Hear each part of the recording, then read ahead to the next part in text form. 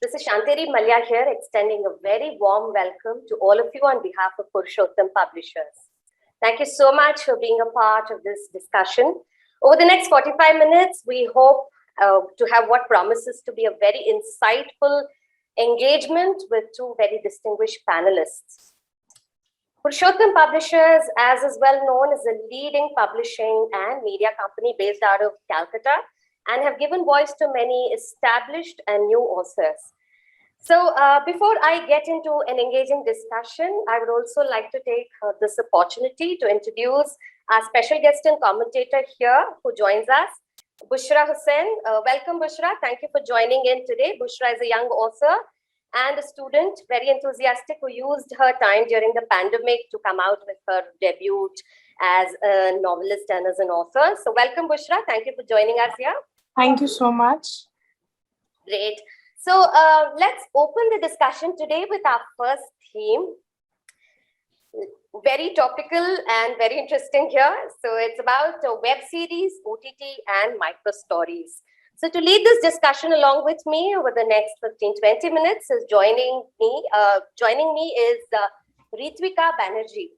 Let me introduce our first distinguished guest a bit. Very distinguished here. Let me kind of take a little time out. She's an advanced cybersecurity specialist. She's presently associated with an American company as a global client security lead, playing a very critical role in advocating senior management about prevention of cyber crimes and data breaches. Excellent. And during her leisure hours, interestingly, Ritvika enjoys writing micro stories and film scripts. She's been the recipient of many awards for her micro stories and short films from India and abroad. Some of the important names here that I would like to pick. She's been nominated for none other than the Padma Shri Award of 2020, the Apollo Sermensis Award of 2021 from Serbia, and she's also been nominated for the Dadasaheb Phalke Award of 2018 in the short film category. And of course, the Swami Vivekananda Excellence Award of 2019 by the Ministry of Youth Affairs, Government of India. Ritvika's bibliography, very impressive here, comprises of 10 published books and 15 short films.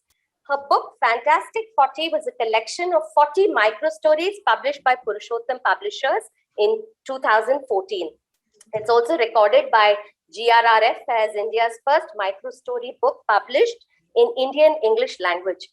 Her micro stories have also been broadcasted on radio by Big FM and also by top production houses in Mumbai and Kolkata. She's also directed eminent actors and star kids in her short films, which have won awards and screenings at prestigious film festivals. Just to name a couple, Kolkata International Film Festival and the Dadasaheb Film Festival.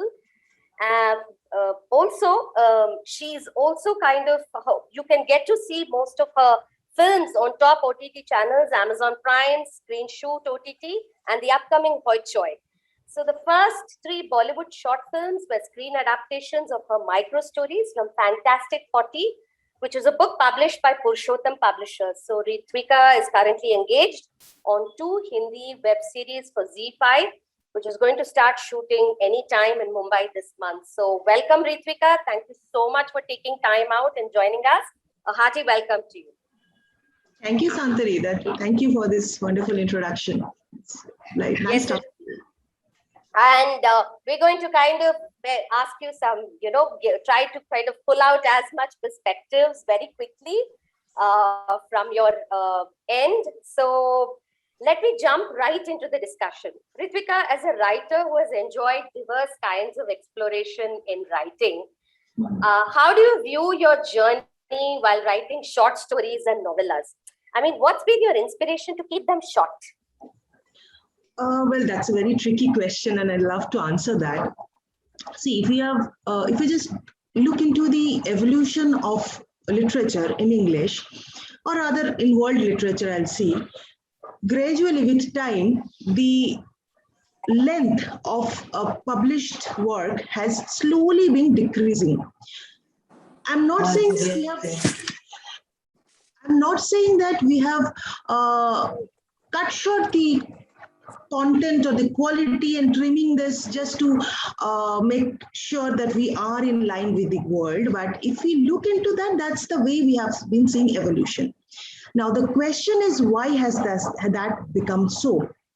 One reason probably, which when I place myself in the shoes of a reader, what I feel that I belong to a cluster of people who have extreme professional stress, and that has decreased my actual me time, the leisure hours which we used to enjoy maybe say 100 years back and now has really decreased so far. So that could be, from my point of view, is one of the reasons why I started liking reading short stories over novels or the full length novels.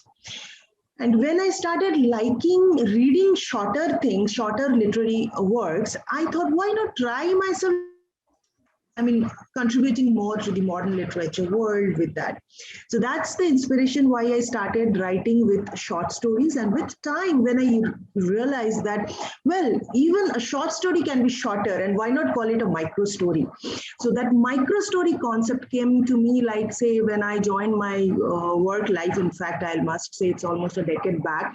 So then I realized that 15 minutes or 30 minutes of me time, which I get after I switch off my light and just put on my reading light before going to sleep, why not read a complete story within that 30-minute window? So that would probably help many people like me who love to read books but do not get enough time to enjoy a full-length novel, because I'm a very curious kind of a person who always like to read something which I start, I must end it before, or at least I can take a logical break when I get into sleep. So that is what actually motivated me to become a short story writer, and later on it's a micro story writer. And it is really working good for me as well. And my readers are also liking it a lot. Sure. It's very interesting that you brought this up about your me time and the fact that, when you were switching off your mind, you wanted that space to write something, you found inspiration to write those little bits which turned into micro stories. Interestingly, as you very well know, a few years ago, players like Terribly Tiny Tales and Anonymous Writer really opened up on social media, and they really opened up the micro fiction space in India, so to speak. It exploded around that time. And many young and older people have also been expressing themselves in around stories of 20 to 50 words or a little longer. So as a writer who actually has specialized in this, how easy or difficult is it to write micro stories? Well, I must say that if you wish to express a longer emotion or a longer narrative in shorter terms, in lesser number of words, that I think as a writer is a huge creative challenge. So if you are successful in expressing a longer expression in shorter words, I must say it is a more difficult job than writing a short story and or a novel. That's what I feel from a writer's perspective. But from a reader's perspective, again, because books are not always meant for only writers or readers, it's for both.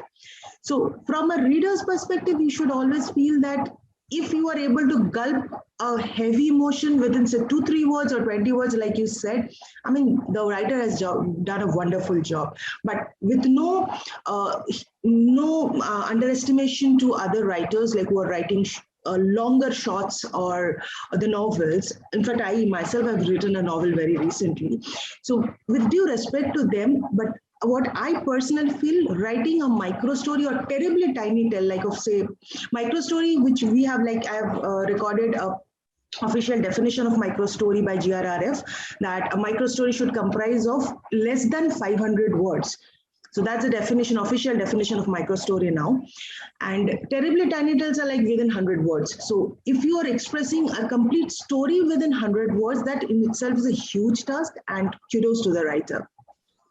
Absolutely. Absolutely. Very well stated.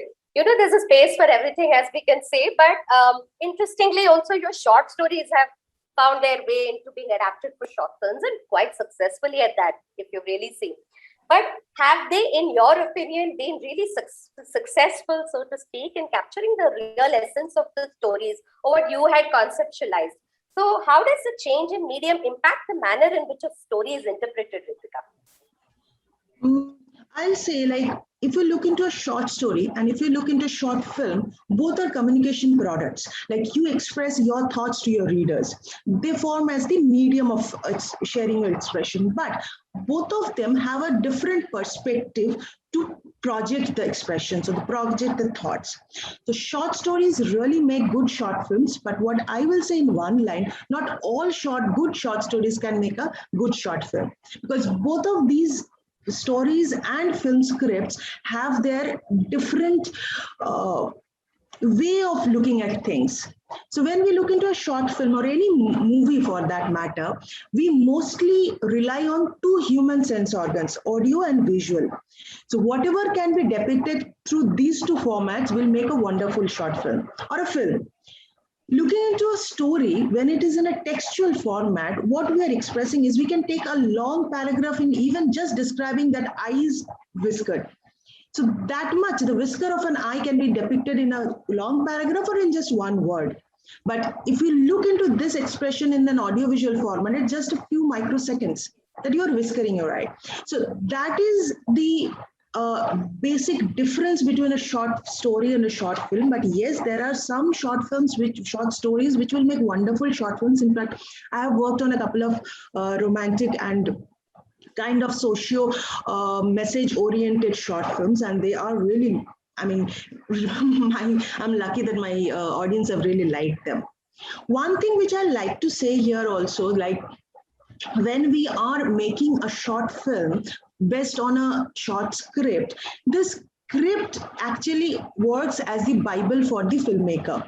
So this script, the more detailed detailed in terms of like the capturing the nuances of the surroundings of a situation, describing a situation, what is supporting it, what is the art side of it, and everything, the detailed a script is, the better is a film.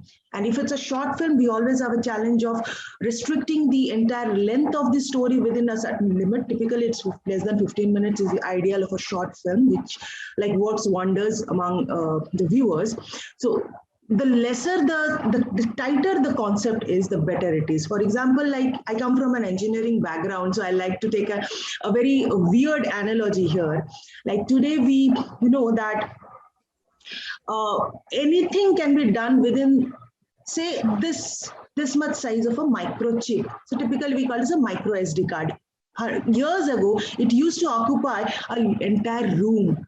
So the computer room used to be a huge room, but now you can do even 100 times more of that within just a micro SD card. So that is typically called in the technology world is called very large scale integration or VLSI. So here when we are saying that we are compressing the thoughts within a few number of words, that actually is a VLSI in a creative space. So of course, as we progress with our world and with the culture and the speed of overall life, we must adapt to it and try to make wonders, try to make better use of the technology in our, even in the creative world as well. Absolutely, absolutely. Very beautifully stated, bringing in the microchip SD card, analogy was so well put. I can relate to that because I'm an observer from the technology space as well.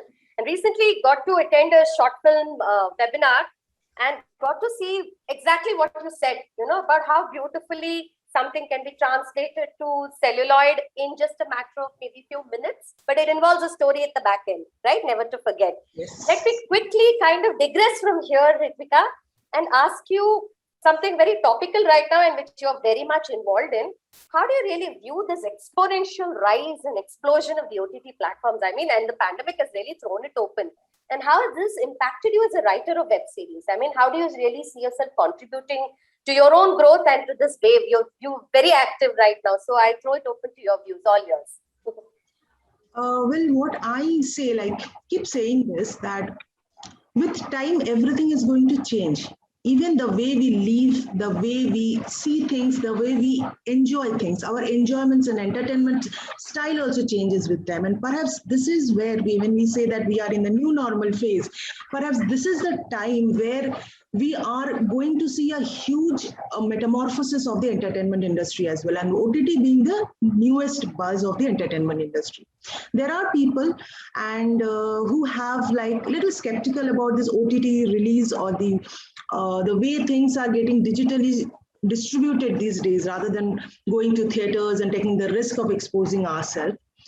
So I personally feel that yes, it is a wonderful opportunity for new filmmakers, new generation filmmakers and writers like us. We get a scope of expressing our thoughts in the form of a short film or in the form of a web series or whatever the format be. And this binge watch, which we typically call it with respect to an OTT watch, we said binge watch is a long time you're watching the same movie. So it used to be like in the theaters, it would be hardly 3.5 hours maximum. And now it is like say 30 hours also we are seeing people are watching even continuous watching of say around 12 hours also people have been doing that, curating records. So that is the big change. Like the filmmakers can now express without any time bound in mind. That is one point. Second is character building of a feature film or a short film or a web series. Everything is very different. Like you get a different time span for expressing each of your thoughts. Like any episode. Say, for example, we are taking an example of a web series. So let's say there are 10 episodes and each are of say 20 minutes. So these 20 minutes for every episode, you can get to express or establish one character.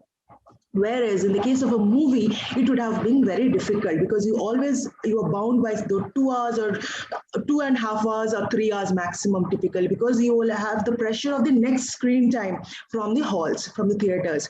So that has gone out because in the digital space, everything is hosted on cloud now and we don't have that pressure. So that is a good thing. Second is getting a theater space was itself the post-production phase was a very challenging thing for especially new filmmakers or production houses which are not of that traditional or legacy time. So for them digital space has become a wonderful thing, like it's a boon in disguise. And third is the reach, the global reach of an OTT platform. Like Amazon Prime, you can see here, you can see, anywhere in the world, wherever you have just a subscription ID.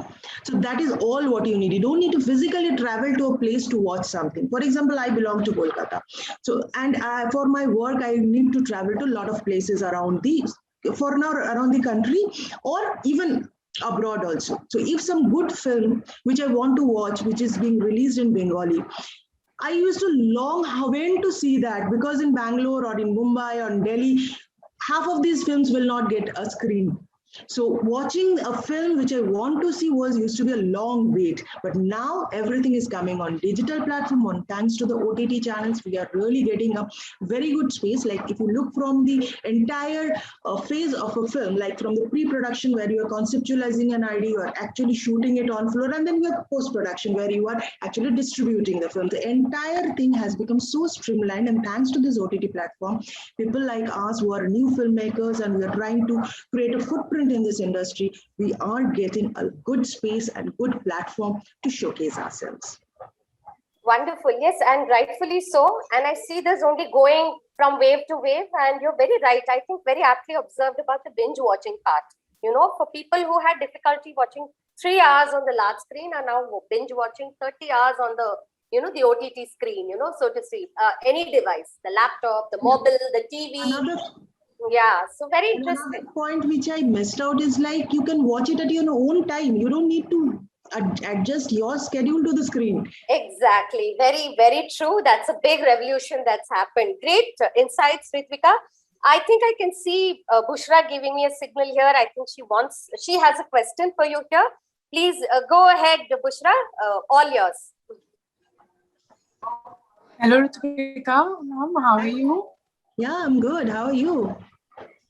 Yeah, I'm good. Okay, I totally agree with what you said. Being a novelist, writing long stories, and now coming back to short stories, I think there has been a lot of changes, while the pattern of writing. I have a question for you, for the new writers, the upcoming writers, and I just wanted to ask you, do you have any tips for the writers who wish to explore the new format? And, they are still under this traditional pattern that it has to be so length and it has to be so long for a proper story to get published. So do you have any new formats for them?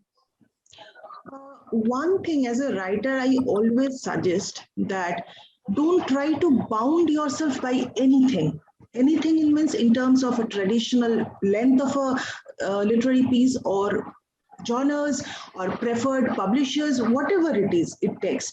give yourself complete freedom when you are writing a literary piece. Write it down, complete it till the time you are not 100% satisfied. Do not leave it.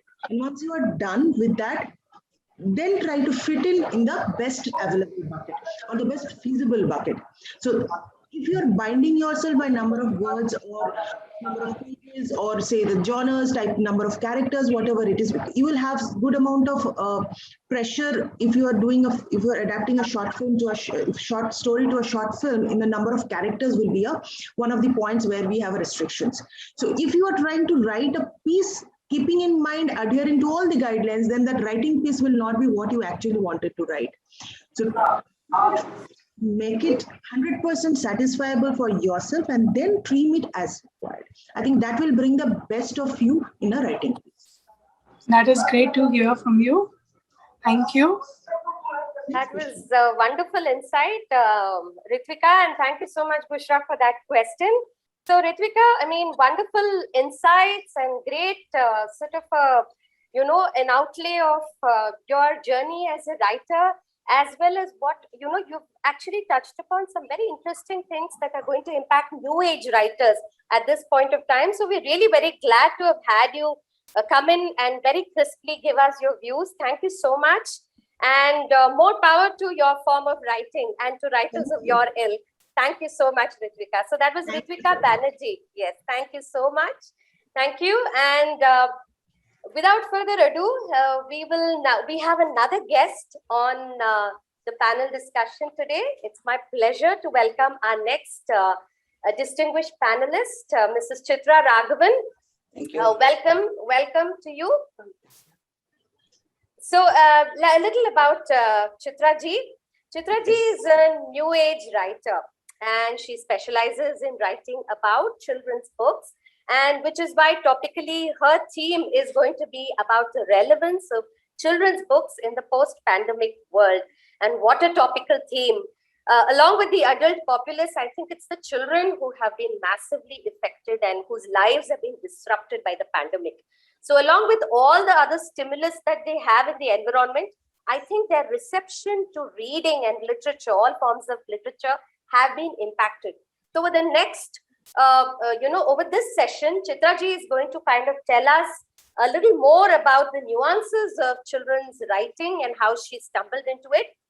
She's had a long, distinguished career in the government for about 35 years, a very demanding career at that.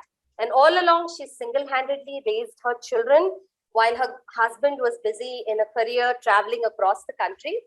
And now she's a proud grandmother whose grandchildren have inspired her to pen down her latest series, Ikata and Tikata. So let's move to Chitra ji.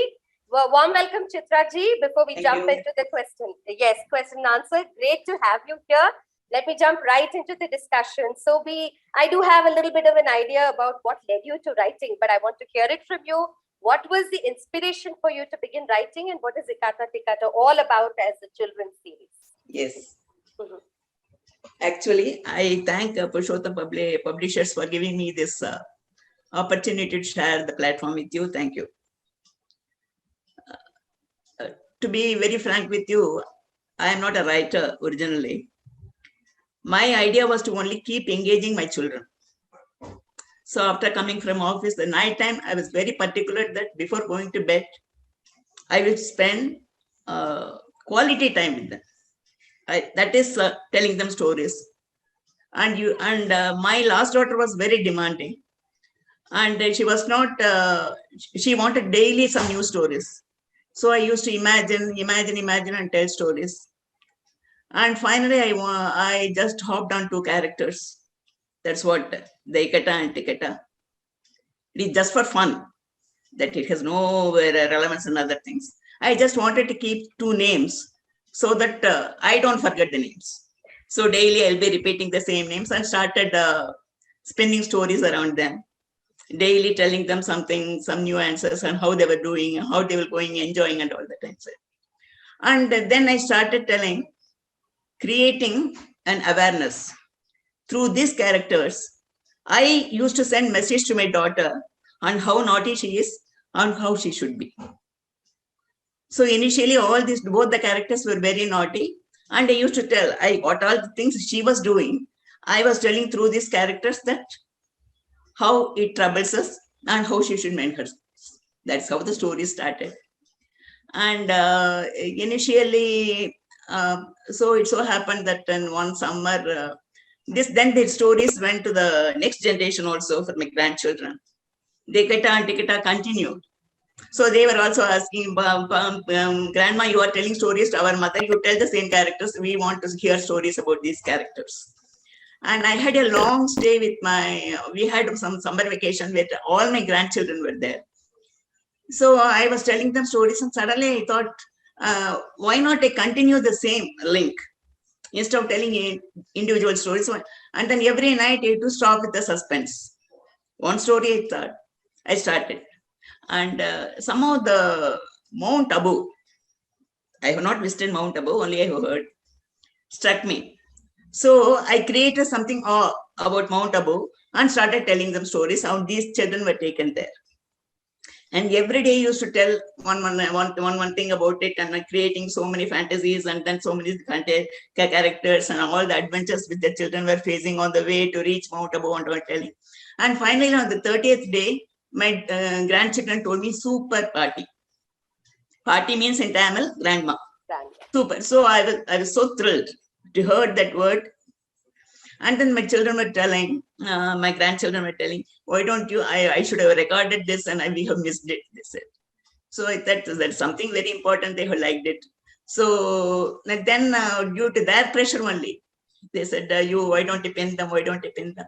So then I started writing. Then nearly some 13 to 15 stories, individual stories I wrote. And then I was looking for the publishers. I was not very conversant with all this. I was a government employee. I was going to office and coming back. And then my daughter told me, you search in the net and find out the publishers. I didn't know anything about the publishers of India. And first it came that Partridge publication. Partridge publication. Then I thought there's some reviews also. I read about them and it was okay. Then I published my first 13 stories, Adventures of Iketa and Tiketa, through them. Then I found it very difficult to be decent states to continue. Then I was again started searching with some experience now, having published the book and all that problems and other things I viewed. Then I thought, why not go it in India? And again, I was searching in Chennai. I was not able to find to my satisfaction. And this Purushottam Publications and 2-3 narrowed, and finally I came to Purushottam Publications. Nearly 12 books I have been published with them, 10 to 12 books. And that's how my first book was about that Mount Abu, Adventures of Iketa and Tiketa in Mount Abu. That was my first, and after that I wrote so many. So it so happened that my imagination went and started writing. That's so. In between, I published another book also, Life's Little Lessons. It is a collection of some 23 stories. Apart from these characters, that is the story. I really enjoyed, and these are the 23 stories which I told my granddaughter to put her to sleep. Right. Yes. Very interesting, Chitraji, that you brought this context up. So I understand that Iketa and Tiketa are very naughty brats who have had a lot of adventures. Yes. So as you very well know, now children across the world have their lives have been so disrupted because of COVID, and their lessons, their learning, their community living and interactions have actually taken a massive beating. So Yes. how do you believe your books can really help kids during a very turbulent world now ridden by the pandemic? Yes.